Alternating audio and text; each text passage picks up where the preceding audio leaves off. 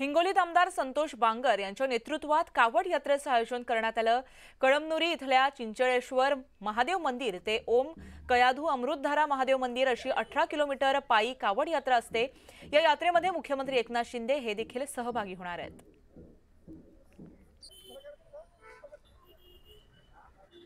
हिंगोलीतील कळमनुरीचे आमदार संतोष बांगर यांच्या नेतृत्वाखाली मागील काही वर्षांपासून कळमनुरी शहरातील चिंचळेश्वर महादेव मंदिर ते हिंगोली शहरातील ओम कयाधू अमृतधारा मंदिर इथपर्यंत 18 किलोमीटरची पायी पदयात्रा कावड यात्रा आयोजित केली जाते। आणि आज देखील श्रावणाच्या दुसऱ्या सोमवारी जी आहे ती भव्य कावड यात्रा मराठवाड्यातील सर्वात मोठी कावड यात्रा आयोजित केली आहे। आपण बघतोय की नांदेड नाका परिसरामध्ये आणि कळमनुरी शहरामध्ये या सगळ्या कावड यात्रेची जय्यत तयारी करण्यात आली आहे। मोठ्या प्रमाणात आमदार संतोष बांगर यांच्या समर्थकांनी पोस्टर्स लावले आहेत, बॅनर्स लावले आहेत आणि या कावड यात्रेची जय्यत तयारी करण्यात आली आहे।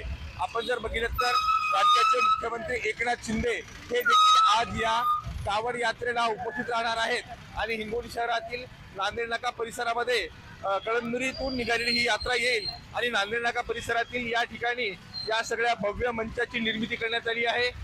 या सगळ्या मंचावरती उभं राहून राज्याचे मुख्यमंत्री एकनाथ शिंदे आमदार संतोष बांगर यांच्या समर्थकांना त्याचबरोबर हिंगोलीकरांना काय आवाहन करतात, काय संदेश देतात, काय संबोधन करतात हे देखील पाहणं महत्त्वाचं आहे। एकंदरीतच विधानसभेच्या तोंडावरती जी आहे ती ही सगळी कावड यात्रा आहे आणि मुख्यमंत्री काय बोलतात, आमदार संतोष बांगर देखील आपल्या समर्थकांना काय संदेश देतात हे पाहणं महत्त्वाचं आहे।